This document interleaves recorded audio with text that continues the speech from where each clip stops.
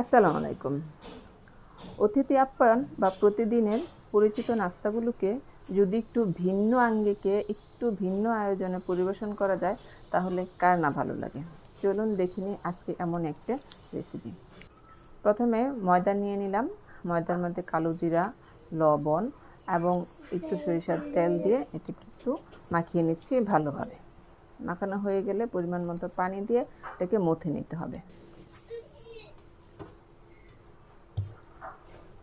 Soft একটা do তৈরি করতে হবে। ডোটা তৈরি করার পরে এটাকে বেলুনের মতো লম্বা করে নিতে হবে। তারপর এটাকে গাড়ির চাকার মতো গোল করে নিতে হবে।